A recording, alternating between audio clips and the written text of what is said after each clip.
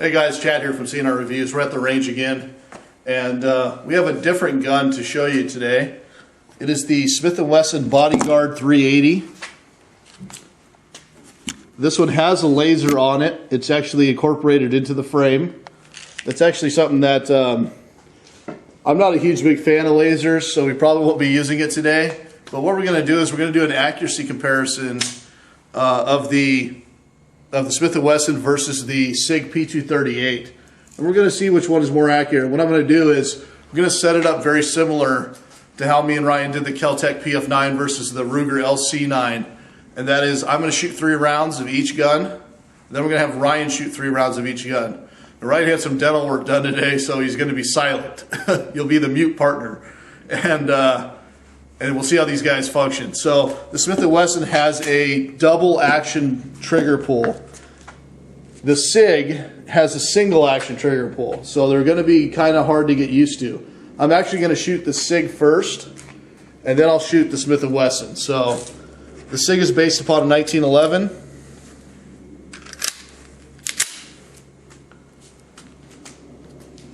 We'll see if we can get a decent grouping today with it.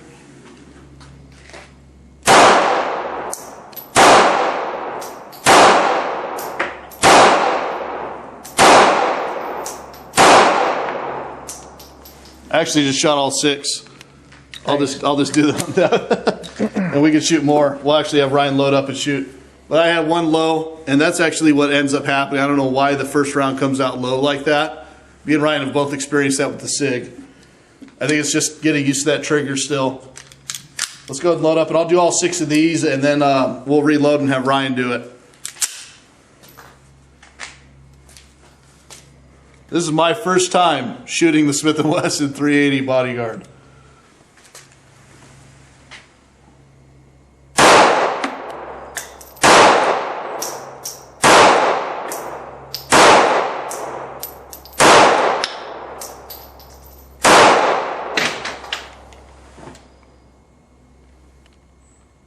I think 2 of those shot super low. That is a really weird trigger. That trigger is a double action, and there's almost like it breaks, and then you can't feel where it's going to break. So it's kind of hard to anticipate. We'll see what Ryan's view is. We'll see if he can actually say a couple words. Let me reload these though.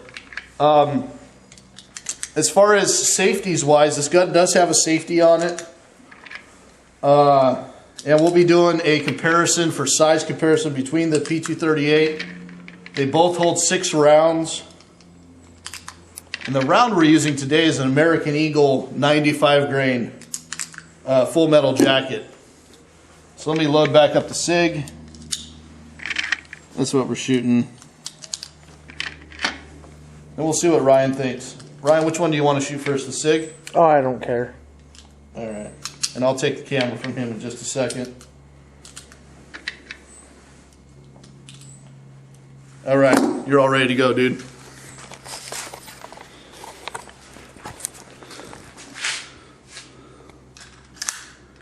So 6 rounds from the Sig P238.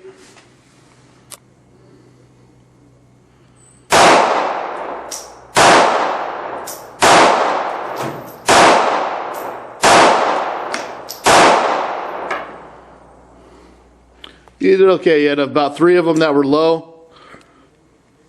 Guys, I was aiming directly at bullseye with that. So 3 of them low. So there you go. Okay, now you're going to have to give me your opinion on that trigger with the Smith. Because that to me is an odd trigger.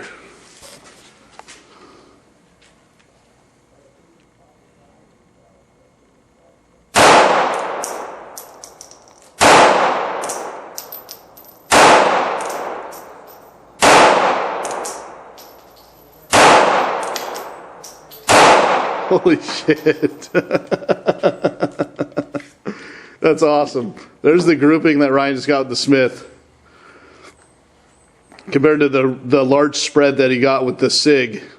Now my first grouping was more comparable to his grouping.